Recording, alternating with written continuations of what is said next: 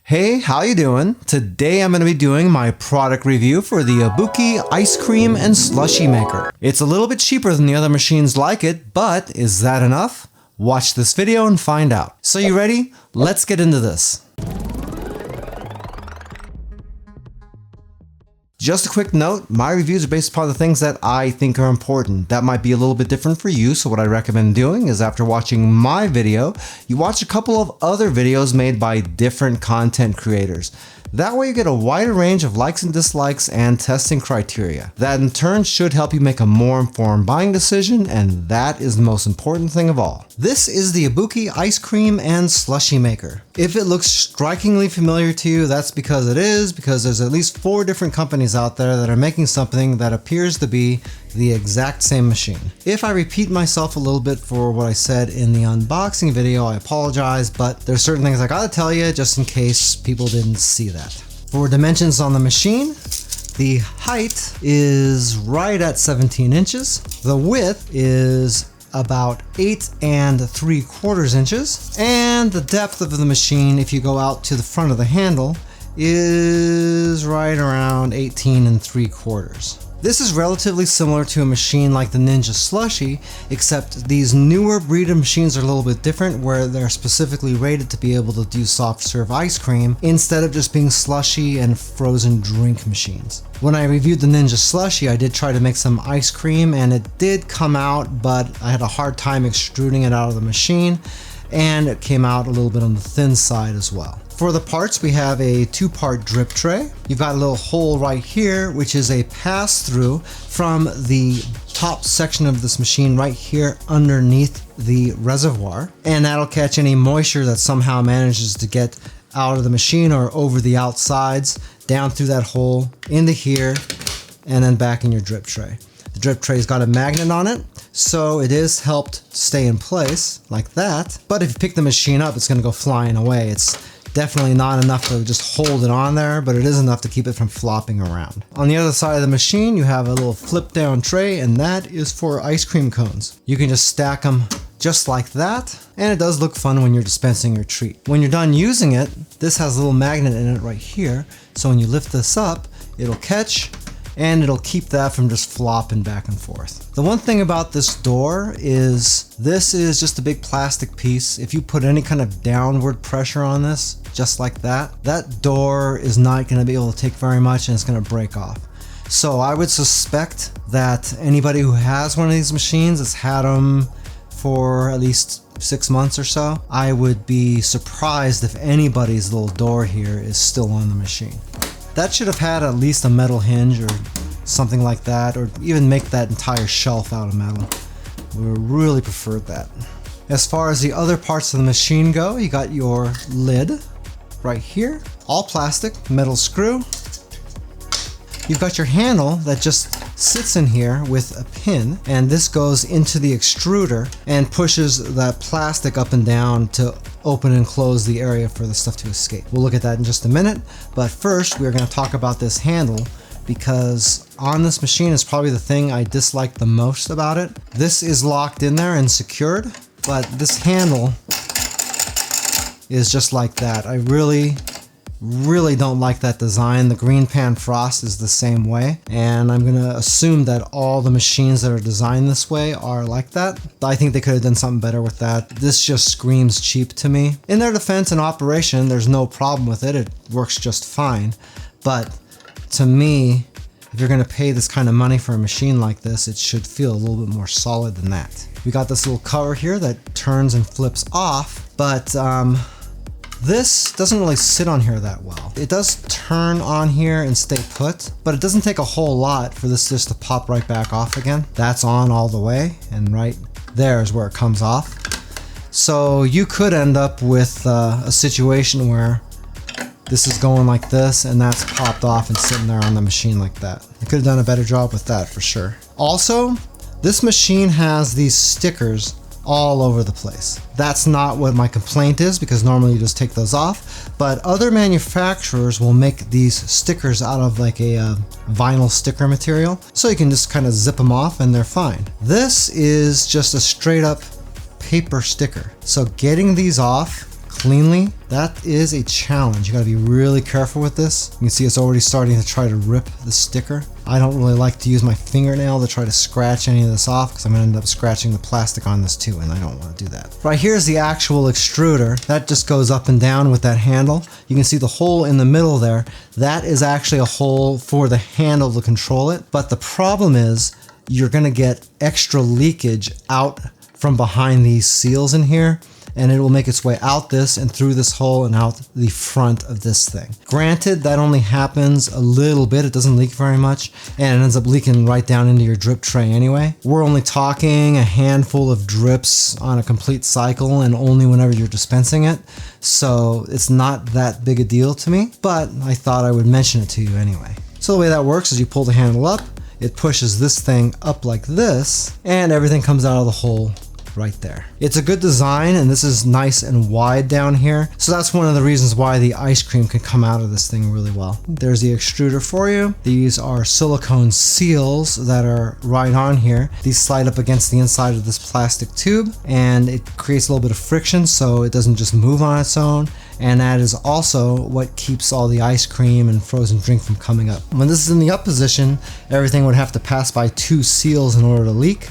But when it's in the closed position, really it only needs to leak past 1 because the hole is going to be kind of in this area. To take this off, it's just a little bit of a turn to the left, and then the entire reservoir here comes right off. The minimum fill capacity is 24 ounce and the maximum is 48 ounce. If you're doing frozen stuff like ice cream, you don't want to go to the 48 ounce because it's going to expand up about that high. When that expands, it's going to blow the lid off and you're going to have ice cream coming out of here going all over the place.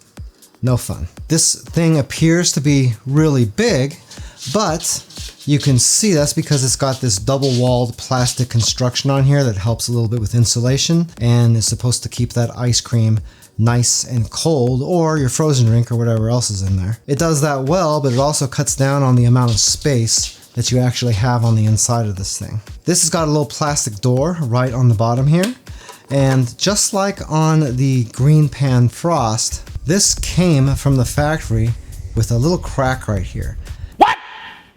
And what I'm thinking this is that this thing gets assembled at the factory, and this probably gets put on like this, maybe by a machine, maybe by a person, and it's probably torquing that too hard in order to tighten it up. Because if you torque that hard, then that's going to be pushing this way on this little tab, and that does kind of appear like that's what's going on. So if anybody over at Abuke or Greenpan or Hi Cozy or any of these companies that are making these machines, maybe you need to talk to your manufacturer on your machine because that seems to be a problem. The other problem with this is that even though this is supposed to be dishwasher safe, I wouldn't recommend putting this in your dishwasher because the double-walled construction is a blessing for the insulation, I suppose, but it is a nightmare for cleaning. You can clean down underneath here, but you can't get up into this section of this thing because it's hollow all the way up to the top. This is the only place you can get into this. So if you do put this in the dishwasher and you clean this, anything that gets up into this top section and then dries there for some reason, well, it ain't gonna come out. So you could potentially have bits of food stuck up here and dried in there, and it's just gonna be there for you to look at until the end of time. That's not preferable. Also, when you clean this, I don't know if you can see that or not, but I got water spots all up on the inside of this, and there's not really anything I can do about it because when you clean it, you're gonna leave water behind, and there's no way to get that water out unless you are just kind of letting this sit to air dry. An option for that would be to use a rinse when you're cleaning this, that way it doesn't spot, and that way you can get that nice and clean. On the back of this, you can see this inner rim right here, and this is part of the seal mechanism, which is the only thing keeping the entire contents from this from pouring out of the machine and out the front. That lines up with this seal right here, which we'll look at in just a second. But first, we'll take a look at the paddle blades. ABS plastic, extremely strong. This is not going to be damaged. You're not supposed to put anything into the machine that's hard or chunky or anything like that. So the chances of this getting broken probably aren't going to be very high. And if they do get broken, you're putting stuff in there that you're not supposed to. This is a very smooth plastic surface on that. That's good because this part just sits right up against this plastic right here and it will just spin around. It gets held into place, so there's not really a whole lot of friction between this and the bottom of these paddles. And also it'll keep it from moving back and forth when the machine's in operation. This is your cooling unit right here in the middle, and that is cooled with a compressor. Right here, if you can see this, is the silicone seal that I was talking about that pushes up against that lip. So we don't want any damage to happen to this thing, because anywhere where that doesn't make contact is a potential leak. I saw a lot of complaints online about leaking from the machine, but I didn't notice any kind of leaking coming out of the back here at all during any of my testing. And I only had a little minimal amount leaking from the front. So hopefully that's something that was hopefully taken care of.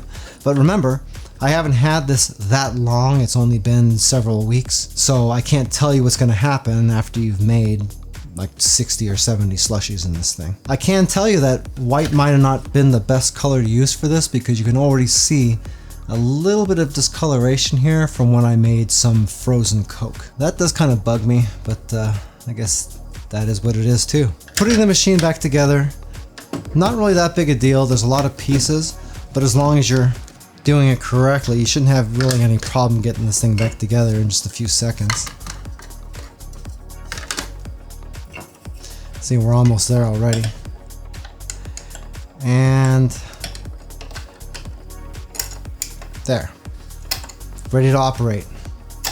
Wiggly handle and everything. The only other piece we got is this little guy right here, and this just goes right on over the outlet like that. And that's just used for whenever you're making soft serve ice cream to give it that nice star shape. For the controls on the machine, you've got an adjustment dial right here. You can turn the machine on and off by holding this button in, and you change the program you're gonna do with the menu button. So you've got Slushie, you've got soft ice cream, you've got spiked slushies, you've got cold drink, which I found to be totally worthless, and you got milkshakes down here. One other option you have is just down here, and it's just called extruder/clean. And what that does is it turns the compressor off so it's not cooling, but it'll run the machine so you can pour warm water in this thing and get it rinsed out really good between uses. They call that the self-clean function. I call that lazy.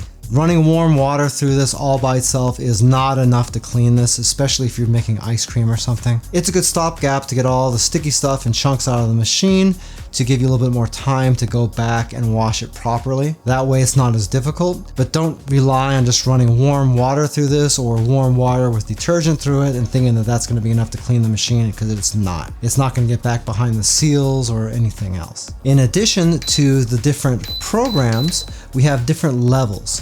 So for instance, if we're on Slushie, it's set to level 4 by default.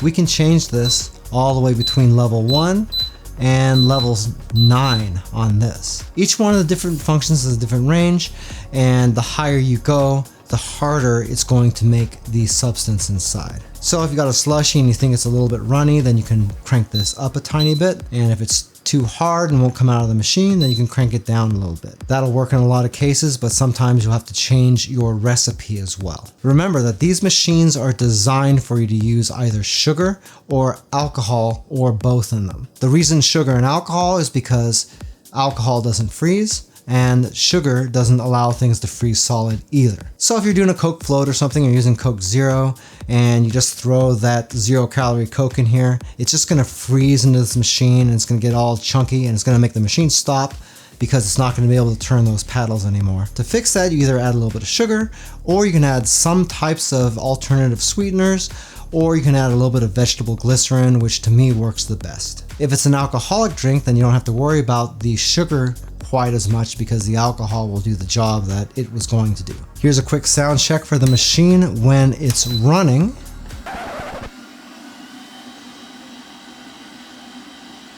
Between 51 and 53 decibels. Not bad at all. However, these paddles are variable speed, so there's times that that's going to go fast and times it's going to go slow. When it's going fast, they're going to be louder, probably about 56 to 57 decibels. And whenever they're lower, then you get what we got right now. Also, having contents in there is going to lower it a little bit because you don't have as much sound resonating on the inside. Hey, by the way, if this is your first time here and you want to learn some cool new recipes, get some great cooking tips and tricks and all sorts of other kitchen related things, then start now by subscribing to the channel and clicking the notification bell so you never miss a thing. To test the machine, I did a whole bunch of different stuff. The first thing I tried to do was a sour apple slushie using Jolly Rancher's Zero Sugar Slushie Mix. Also, unless otherwise stated, I left all of the freeze levels at the defaults just to make things easier. For the apple slushie, all that goes in there is the slushie mix and a little bit of water, and then I was able to start it up. After 27 minutes, it finished making my slushie. Really good results here. It looked like it was a tiny bit of an issue getting it to come out of the machine smoothly, but really not that bad. If you look at the texture of the slushie, it looks fantastic. There's no real separation. There's no chunks of ice forming in there or anything. It's just all mixed really, really well. And drinking it down a little bit doesn't leave you with a whole bunch of liquid at the bottom and ice at the top. So I thought that came out as good as you could expect, but also its slushie mix is designed for this specifically. Next, I want to do something different, so I made chocolate ice cream. When I did this on the Greenpan machine, I ended up doing the ice cream twice because it wasn't quite hard enough on the normal setting. This time we just went straight to the maximum hardness on the machine for the ice cream. That way, if I still don't think it's hard enough, then it wouldn't matter doing it a bunch of times because we're just starting with the hardest setting in the first place, right? Anyway, I threw in all the ingredients and it took 35 minutes to finish the ice cream cycle. You can see it comes out of the machine really nice. It is really nice, well-formed soft serve ice cream, but it is soft. Yes, I know it's soft serve ice cream, but this is a little bit too soft to me, and that's with the maximum settings on this machine. You can swirl that into a cone, but if you just look at the ice cream here in this bowl, you can already see quite a bit of it at the bottom already melted. I did an extra test on that by taking all of that ice cream, putting it into a plastic container, and I stuck it in the freezer overnight. If you want to turn it into scoop ice cream, you probably only need to let it sit in the freezer for 3 hours, maybe 4 hours at the most, and it should be just fine. And here's what scooped ice cream looks like converted from soft serve ice cream in the machine. Very, very good texture. In fact, it is perfect texture for scoop ice cream. It really is undistinguishable from good chocolate ice cream from the grocery store, and you make it all on your own. Next, I use the milkshake setting to make a vanilla milkshake, and on that I use a little bit of monk fruit sweetener instead of sugar. Also, I added a little bit of vegetable glycerin to the mix just to make sure I wasn't going to get anything freezing. The milkshake only took 20 minutes to finish, and that's partially due to the fact that I already used cold stuff out of the refrigerator to make it. The consistency on the milkshake was really, really good. And the most important part is it tasted really good too. But for me, I like my shakes a little bit thicker, a little bit closer to something from McDonald's or something like that. So I changed the setting to the maximum hardness on the machine for the milkshake setting and let it go again, and 10 minutes later that was finished. Here's what the milkshake looked like coming out this time, and that is definitely the way I like them. For the next test, I did a frozen margarita. So margarita setting, set it to default, put all the ingredients in, and this one took about 30 minutes for it to complete. The finished margarita, again, is a tiny bit runny, but I did put a lot of alcohol into it, and this is kind of the way you normally get them at restaurants and stuff like that anyways. That is, unless they're running them out of a special machine or something like that. Really passable. I probably could have cranked up the freeze level a little bit, but to me, that's the way I like them, so it was plenty. Next, I went back to the slushie setting and I made low sugar cherry lemonade. There's pure lemon juice in there, water, a little bit of monk fruit sweetener, and some vegetable glycerin. This one took 30 minutes to finish, and the resulting lemonade was spot on. No complaints there. It was just the way I like it, right at the default in 30 minutes. Held together really well. It's not separating at all, and it gave me brain freeze almost immediately, so that's a good thing. The last test is something that's been requested over and over again, and that is a Coke Zero Slushie. Those things are sweetened with aspartame, and that's something that will definitely not slush. So anytime anybody tries to make it, they end up getting a whole bunch of stuff frozen to the cooling unit in the middle, and then the paddles get stuck or something breaks. We don't want to do that because that's not ideal to break your machine. For this, we went back to the slushy setting again. I poured in a few cans of Cherry Coke Zero, and also about 3 tablespoons of food-grade vegetable glycerin. A couple of tips: you want to put your liquid into the machine before you start it up, because if it's agitating your soda when you're putting it in there, it's just going to make it foam up really high. Second, you want to make sure your drink you put in there is super cold when it goes in. Don't bring it home from the store, take it out of the cardboard carton and put it right in the machine. It's going to be gross. Anyway, using cold soda, the entire process took 20 minutes to get finished, and the resulting slush was almost identical to a 7-Eleven Slurpee, if you ever had one of those. And I happen to be a connoisseur of 7-Eleven Slurpees because I've probably had about 100,000 of those things over the course of my life. In any case, it came out really good, and I drank that whole thing out of the machine in like a half hour. I really wanted to love the Abuke ice cream and slushy maker. When I ordered it, all I thought it was really going to be was a slightly cheaper alternative to a Greenpan Frost. At first sight, everything seems to be pretty identical until you start getting into the testing. Most of the stuff that it did, it seemed to do a pretty decent job at, but when it came to doing ice cream, the texture was just a tiny bit too soft for me. Even turning the machine up to the maximum freeze setting for that still made it just barely passable. Also, ironically, I had the exact same problem with a cracked plastic door that I had with the Greenpan Frost. That just goes to show you, probably made in the same factory. However, at the end of the day, most of the stuff that it does is pretty darn good, and if you don't mind the light texture, the ice cream's pretty good too. That would make it pretty close to what you get with the compressor-based ice cream machine, with the added benefit of being able to do all that slushy stuff also. If you'd like a little bit more information about the Abuke ice cream and slushy maker, I do have an Amazon affiliate link for it down in the description of the video. If you buy anything through those links, I do make a small commission, but it doesn't change the price that you pay 1 cent. If you like this video, I bet you'd like to see this video right here where I did a product review for the Greenpan Frost ice cream and slushy maker. Those are 2 identical looking products, but if you watch that video, you're going to see there are definitely some pretty big differences there. Well, that's it for now. I hope to see you back again here really soon, and until that time, I'm Joe, and I hope you have a phenomenal day. Take it easy.